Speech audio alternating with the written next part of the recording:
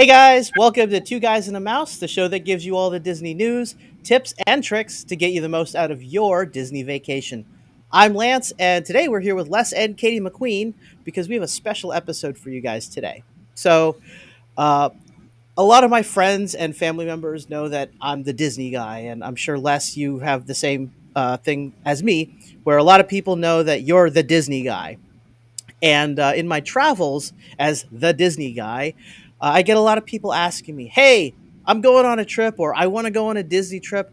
I'm going to hit you up on planning my Disney vacation." And I'm going to be quite honest with you guys. I don't plan Disney trips. I have Katie. So, with that being said, I'm going to turn the show over to Katie, and she is going to go over all the stuff that you guys are going to want to know about planning a Disney vacation. So, without further ado, welcome to the show, Katie. Thanks, Lance. Hey, Les, how are you?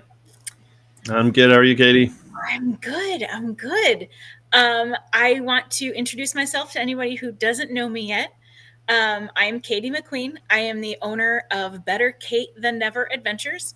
We help busy professionals with limited time research, plan, and book culturally and historically significant vacations. But also, I live 5 miles from Disney, and I'm the Disney person a lot. So we're going to talk about how to book your own Disney trip. Because you know how, like, when you're baking, you don't really need to have a KitchenAid mixer, but it makes your life a whole lot easier. You can book your own Disney trip. It's just really complicated. So I'm gonna try and give you some tools to help you book your own Disney trip. Because, and back me up on this, guys, the only people you've ever talked to who don't like visiting Disney are the ones who thought they could just show up with no plan Yeah, and have a good time, because that doesn't exist down here. yeah, exactly. So, Lance, if you could throw the slides up, that'd be fantastic. Surely. There we go. So, again, that's me. I own Better Kate Than Never Adventures here in Kissimmee, Florida. And next slide. So, the very first thing that you need to think about is you need to book your Disney package first.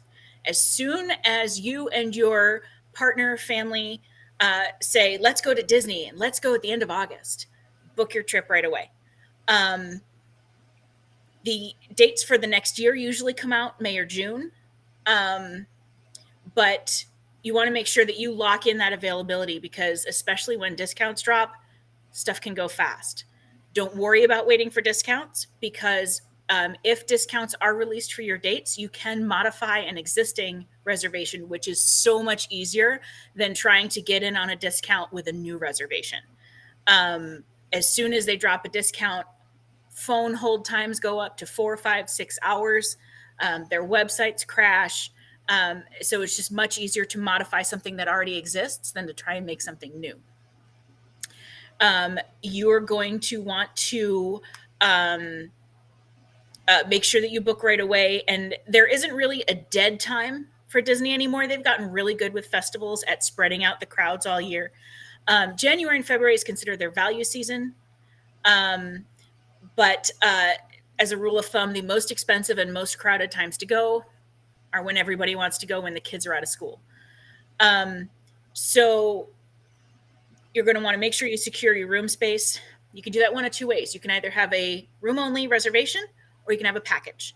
A package is going to be your most versatile option. It requires a $200 down payment with the balance due 30 days before you travel. And up until that final payment, it's fully refundable and easily changed.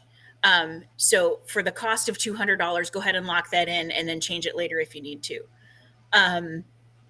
For a room only, it's going to be a one night deposit. And if you only want to buy tickets, those tickets have to be paid for in full. So a package is going to be your best option. As soon as you have that package booked, you're going to link your reservation in either the My Disney Experience app, or on the website that Lance just put up on the screen at the My Disney Experience website. So that connects the reservation with you. And as soon as you do that, you're going to want to make sure you book your park reservations right away. They can also be changed later, but you want to make sure you lock in that availability for yourself. In addition to a ticket, you're required to have a park reservation for the specific park that you're going to visit that day. And if you show up without a park reservation, you will be denied entry. You can even like walk up that day, buy a ticket, and still be denied entry if they don't have the availability for park reservations. So we want to make sure we lock those in right away.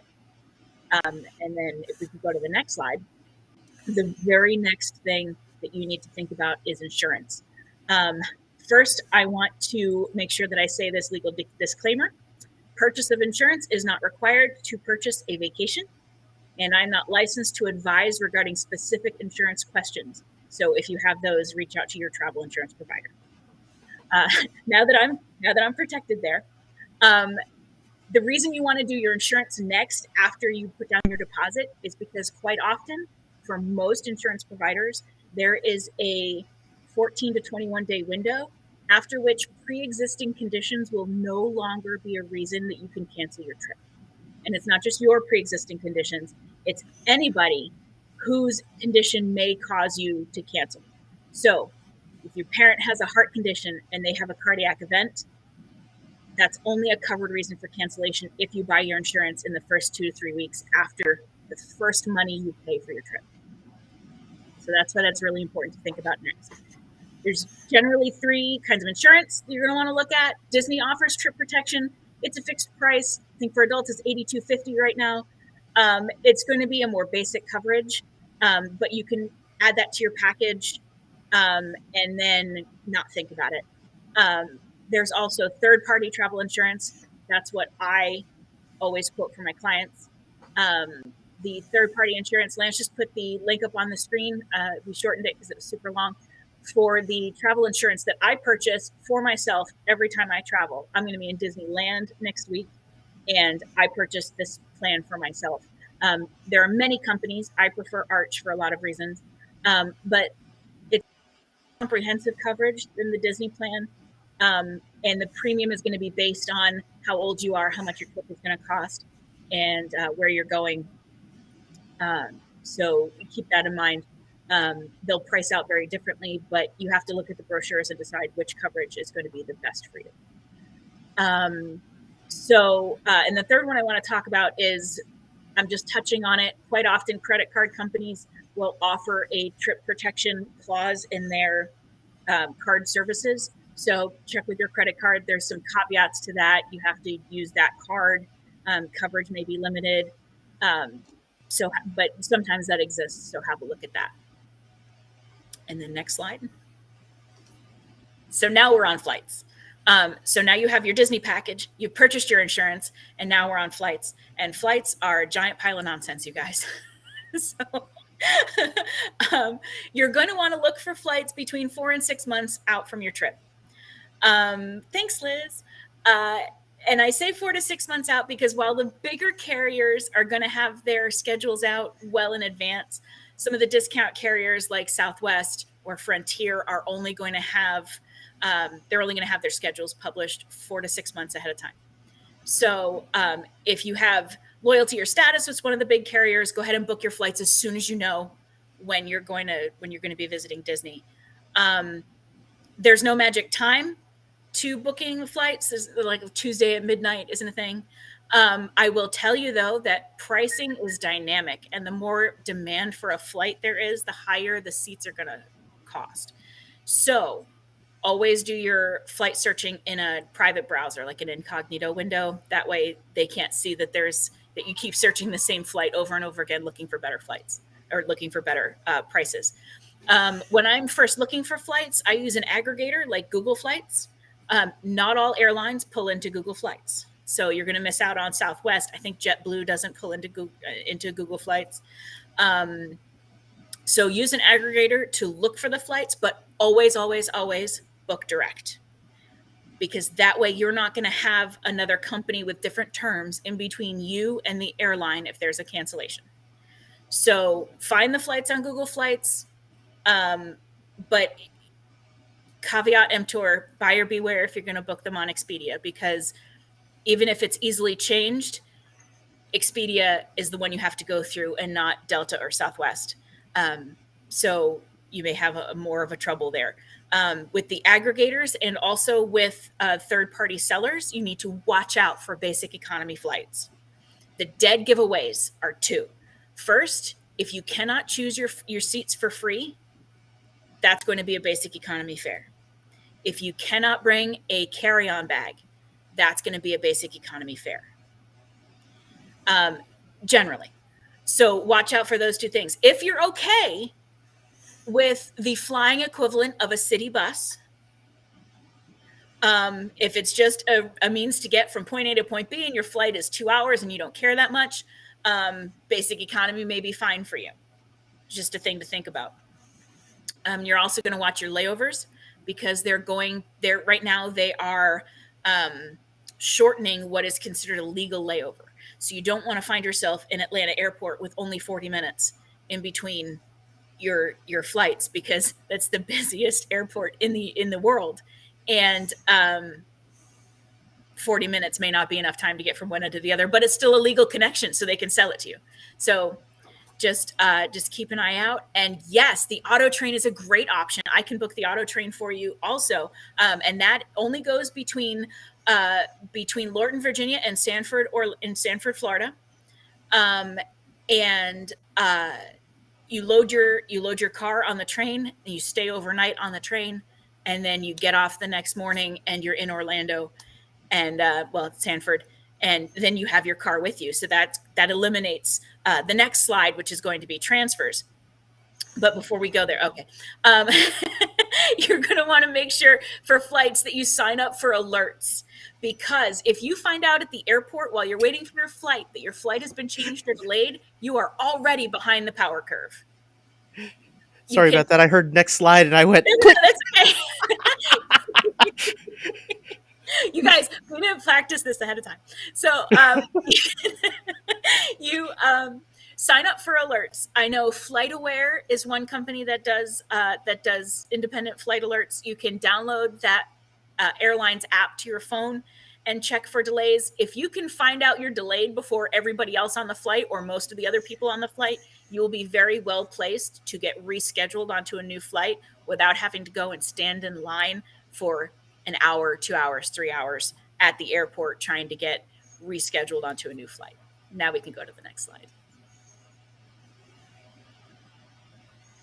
Once you get here to Orlando, you've got a handful of options from getting from the airport to Disney property. I am not one of those options. Don't call me. The first is Mears Connect. That is the service that Disney was contracting with to do the Magical. So it's the same buses, same drivers. Now it's a paid service and it's not branded for Disney. The rates for that are $32 for a grown-up and $27 for a kiddo. And it's very similar to the Sunshine Flyer, which is an independent company. That's the photo that we have there. Those are themed for antiquated means of transportation, like steam trains and things like that. Their bus drivers dressed like conductors, super cute. But that's a similar price point. That's going to be $30 for adults and $25 for kiddos, round trip. And they'll drop you right off at your Disney resort. And those, I think, are going to be the easiest, least thought options. You also have Uber and Lyft. With Uber and Lyft, there's a specific point in the airport where you can pick them up. You call them on demand. Everybody knows how to use Uber and Lyft. You have to be aware that down here we have quite significant surge pricing. So if a bunch of people are showing up at Disney at the same time, it's going to cost you more. And that is going to be between $30 and $60 each way. And that's for an Uber X. If you need XL or car seats or black, then Uber is going to turn out to be a pretty expensive option for you. But if you like expensive options, there's always a private driver option. Black Lane is the service that I prefer for my clients that like chauffeur drivers. They're fantastic and they're worldwide. And then you have a rental car, which you can pick up at the airport and have for the duration of your stay. Or Disney has a car care center right by Magic Kingdom that has Enterprise, National, and Alamo that you can pick up a car right on property for if you need it for a day or two to do a little sightseeing. Be aware that the parks have parking fees if you're not staying on property, and the resorts have parking fees if you are. So renting a car is not as easy as just driving to Disney. You're going to have to pay parking fees as well. There used to be a train plan that was coming here to right to Disney Springs. That train line has been scrapped, unfortunately. So we're not going to have that public transit option from Brightline. Boo. I know. I was so excited. Especially for me, it'd be super easy for me to get to the ports in Miami and Tampa with that train. But so the next thing we want to talk about after we have our package, after we have our insurance, after we have our flights, after we can get to our resort is timelines. These used to be way more complicated than this. There's only 4 on here. It used to be 6 months for dining and a whole bunch of other timelines. So right now, the main Rest in peace, timeline fast you need to think passes. about. I know. The main timeline you need to think about is your 60-day dining window. If you're staying on property, on 60 days from your check-in date, you can book your dining for the entirety of your trip. If you're staying off property, you can only do 1 day at a time. The reason that's a pain is that dining opens at 6 a.m.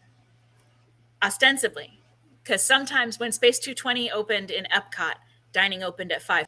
And if you weren't ready to go at 5:40 a.m. East Coast time, you weren't getting a Space 220 reservation by 6 a.m.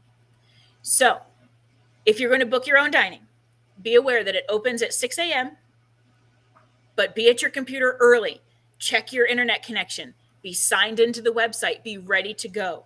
The night before, make a plan. What dining reservations you're going to do on what days. Remember, we already made your park reservations, so you know what day you're going to be at Magic Kingdom and Epcot. And when you make your plan, don't base your plan on which restaurants you want to eat in, because it's counterintuitive. You have to base your plan on which restaurants are going to be hardest to get, because you're going to want to get those first. If you want to eat at Be Our Guest and Coral Reef, and Coral Reef is more important to you, Be Our Guest is harder. So you may want to prioritize Be Our Guest just in the order of reservation getting. And then have your credit card out and on the table in front of you, because you need your credit card to secure your reservation. It doesn't charge it unless you no-show for that meal. But you're going to need to enter it, at least on the website, you're going to need to enter that credit card number every reservation you make. So have that out and ready. And then do only 1 reservation at a time. Don't try and front load 6 windows, because when you go through one, it's going to change all of the rest of your windows. Ask me how I know this. Cheater. At 60 days, you're also going to be booking your extras like the Bibbidi Bobbidi Boutique, any tours, VIP tours, which are incredible and amazing, any spa appointments, the Harmony Barbershop, dessert parties. There are fireworks viewing cruises on Bay Lake and on the Seven Seas Lagoon, where you can sit on a boat and watch fireworks, and any extra experiences like the Droid Depot or making a lightsaber at Savi's. Those are all going to be 60 days out. At 30 days. 30 days is when your final payment is due for your trip. They give you lots of warnings. It's never going to surprise you. And if I'm your travel advisor, I give you lots of warnings. And so your package is refundable up until your final payment. After final payment, you can still cancel your trip for most of a refund. The official rule is that you forfeit your $200 deposit. Between you, Lance, and Les and me, just the 3 of us, no one else knows this, you can usually talk them into refunding your $200 too if you have a really good story. But it's easier to change and cancel before final payment. So keep that in your mind. If you think you might be canceling, make sure you make that decision before final payment. Moving is better than canceling. You can usually, I think officially it's a $50 change fee, but you can usually change it for free. So if you're thinking about canceling, but you think you may be able to go in a couple of months, just move your trip. And then you can make payments as often as you'd like between your deposit time and your final payment time. For my clients, that's a service I offer. I set up those payments, and you authorize them and I apply them as we go. But you can do that yourself. And also, you're going to want to keep an eye out for any discounts that drop, and call in and apply those if they apply to your trip. Like right now, there's a Disney Plus subscriber discount that only works, that's only effective for I think 2 weeks right before Christmas. I don't have anybody traveling that time, so I didn't have to call in and sit on hold to modify that reservation. But you can always apply your discounts before that. 10 days before your trip is the last day to order and customize your magic bands. And it might even be, I'm not sure if at 10 days, if it goes to your resort or not, but that's the last day you can make any changes. Usually they'll ship to your house. But if it gets too close to your stay, they may ship it directly to your resort, and then you just pick them up when you check in. And then the last timeline is 3 days before your trip is the last day to purchase Memory Maker. That's the photo package where you can download, view, and print photos taken by the rides and by Disney PhotoPass photographers right from your phone or from the website. It's the last day to purchase it at the discounted price. As you get within those 3 days of your trip, it goes to full price, which is $200, and the discounted price is, I'm rounding, it's $169 and $199. But you're going to want to make sure that you do that before the 3-day mark, because if you decide when you get there that you want it, not only does it cost more, but there's a delay in implementing it. So you may not get the photos from your first or second day if you decide you want it when you get down there.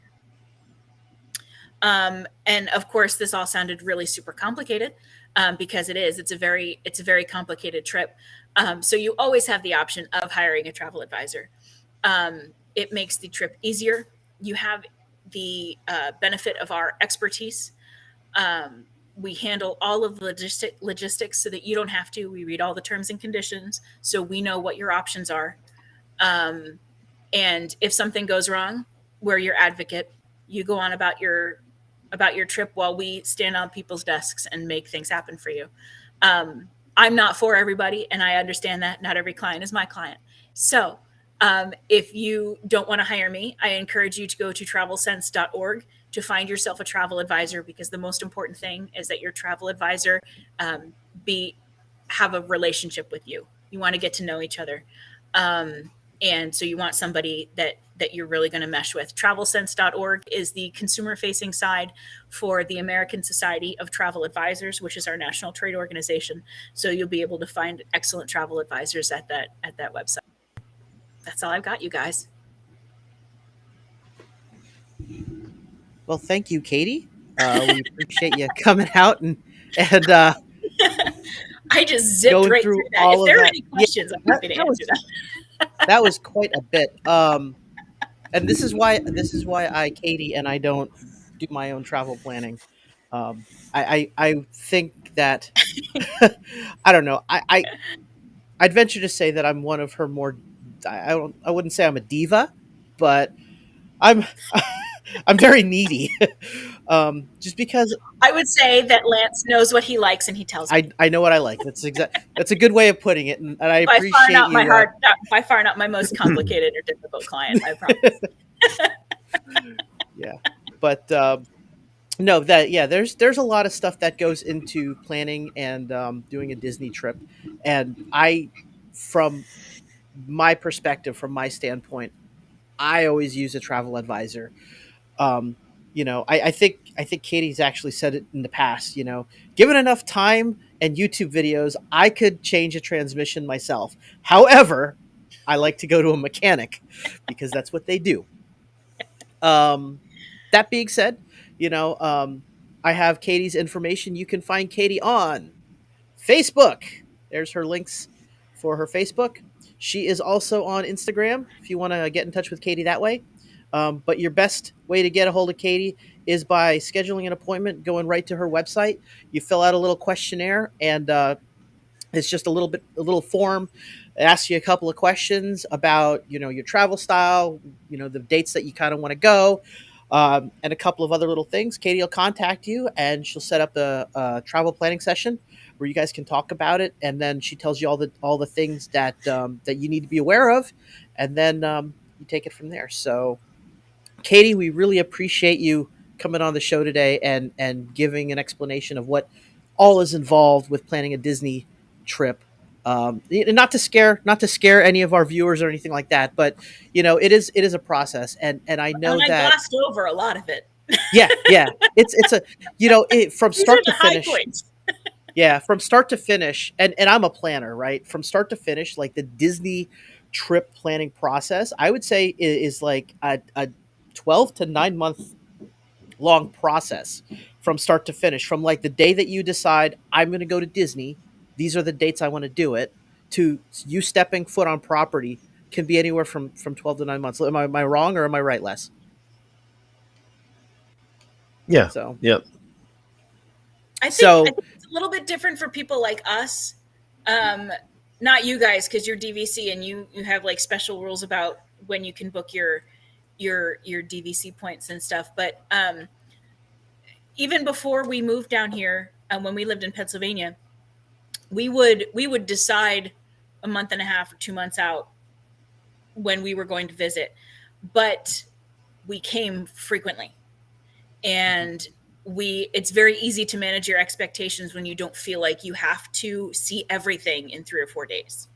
true, true. If you're okay spending an afternoon sitting on a bench and eating some ice cream instead of needing to get on all the lines on all the rides, it makes the trip a lot more carefree. Most people, I would say, need to start planning no less than 6 months out. You need And time that's to the break into funny new thing. sneakers. It's to that point. Yeah, I'm DVC, but I still use Katie. Yeah, So you know what I mean? Like I know that I'm going every year, right? So I still use you. Um, yeah. and to that end, also, the what was it? It's funny because people give me a lot of they give me a hard time. They have a couple of jabs. They're like, "Man, you're already planning your next Disney trip. You barely got back from this one," or "You're leaving for Disney tomorrow. What do you mean you're already planning your next Disney trip?" You need to. It's a You need to. process. Like it you need to do that. And a lot of people get upset and when they just show up at Disney um, unprepared, and they kind of go, well, Disney's not really for me. No, well, you need to be We couldn't prepared. get into any of the restaurants, or the lines were too long, or you Yeah. know, it, Or showing up to a park with no reservation. Yeah, yes, yeah, that's a big one. yes, yes. So, and guys, park reservations are here to stay for at least the foreseeable future. Yeah. So that's not going anywhere. So, and they'll let you buy a ticket at the gate. And then you buy the ticket and then you walk to the tap style, and they don't have any availability, then you have to go to another park Hmm. if you can. So it's a lot to think about. And if you're a type A person and you're organized, there is absolutely no reason you can't plan your own Disney trip. But you shouldn't have to. Yeah, exactly. But Yeah, I would yeah. say the value where you would probably see the value a lot to go with a travel advisor or like someone like Katie would be if you've never been there before and you just really don't have Yes. any idea what is even the first step to do to book your vacation. And a travel advisor could just make it take it from a trip that may be terrible because you didn't know what you were doing or maybe a subpar experience and then unfortunately some people take that as a reflection on Disney as a whole when it's not really Disney's fault at all. It's Right, that the right. person didn't do their homework. Hmm. Whereas if you just get a travel advisor, they'll take all the guesswork out of it for you and give you tips and tricks that you probably didn't know. And after you've been there a few times and maybe you're comfortable and you want to do it on your own, then that's one thing. Yeah. Um, and you formulate your own opinions of when you want to go or when you can afford to go, since it can be more expensive at certain parts of the year, Hmm.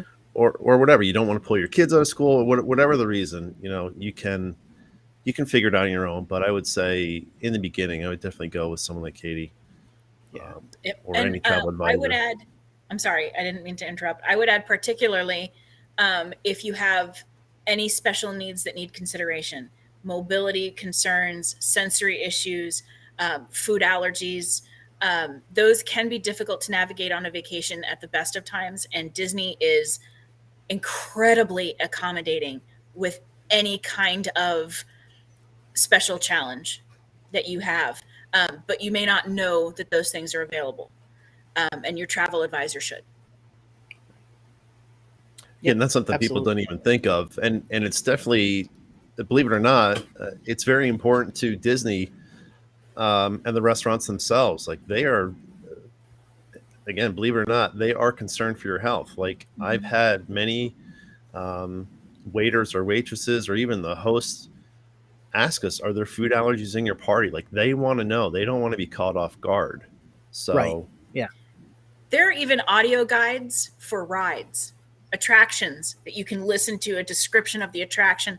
If you have a visual impairment, you can listen to a description of the attraction you're going through, so you don't miss out on a lot of stuff. There's so much accommodation available, Yeah. and you need someone who knows how to take advantage of those. I just want to take a second to go back to the timelines too. All of those timelines that she brought up also apply to DVC. So the focus of this conversation today has been more of you just decided that you wanted to go to Disney, and it's what we would call like a cash trip. You're not a DVC member, and you're just paying for everything on a credit card or saving up the money and paying for it. But those timelines, with the exception of the 30-day where you're making your final payment, that doesn't apply to DVC, but all of the other ones do. So just another little tip there. It's the same And rules that's across the exactly board. why I use Katie, because I ain't doing it. Sorry. I am so like upfront, like honestly, like that's the thing. It's like I I'm not shy about saying it. Like Katie's my travel advisor. She does all this minutia for me because I'll drive my family nuts. Yeah, can confirm. So yeah. And then I the met Lance because transportation his front, family members came to me. on the transportation front, I have used Sunshine Flyer. I can vouch for the experience. It was definitely pain free, easy peasy. I did not wait for the bus when it picked us up from the airport. We Mhm. when they gave us the time in the email that the bus would pick us up to take us back to the airport, it literally showed up at the minute mark that the email said they would be here. Very fantastic, very friendly drivers. I am going back down to Disney in a month from now, and I am considering taking Mirrors Connect this time, just so I have a comparison, and Lance and I can kind of give feedback on that in a future episode. Uh, we like to do those types of things. Like we like to test out some of the things for our fans. So if you've never been there, we'll take the beating or whatever it is that comes with the experience, and then we'll relay those results to you. So look forward to that in a future episode. And D23 Expo out of Anaheim was this weekend. There are so many things that came out of Disney this weekend that we really don't have time for tonight, but we can do a future episode on that as well. Things that will affect your future trips as you plan them out. Probably the biggest After thing this, that I will be happily ever after. yeah, Mhm. yeah, big news that the Happily Ever After fireworks show is coming back to the Magic Kingdom next year. Um, and as big as I was even thinking about it until I was watching the live stream on Friday that Disney itself is turning 100 years old, and that is a whole new celebration, separate and on top of whatever they're still going to continue to do for the 50th, which goes into April of next year. So tons of news that came out of Anaheim this weekend. So much. So Yes, good stuff. Good stuff. Well, guys, that's about all the time we have for tonight. Again, I want to thank Katie for coming on the show and giving the lowdown on how to do a Disney trip. Les, you have any final thoughts before we wrap it up? And do not just keep Katie in mind if you need a travel advisor, and that's about it. Absolutely. Katie, any final thoughts or anything before we um, wrap it up? no, I always love coming and talking to you guys, and that's it. All right. Well, guys, we appreciate you coming to hang out with us tonight. And as always, thanks for watching. Oh, by the way, before we go, in the comments below, let us know if you guys have used a travel advisor, or if you use Katie as a travel advisor. And again, I'm going to throw Katie's information in the description of this video. They've also been flashed up throughout the live stream, but I'll go ahead and after this gets the stream ends, I'll put the her links in the description. So again, guys, thanks for coming out and hanging out with us today, and as always, thanks for watching. See you next time.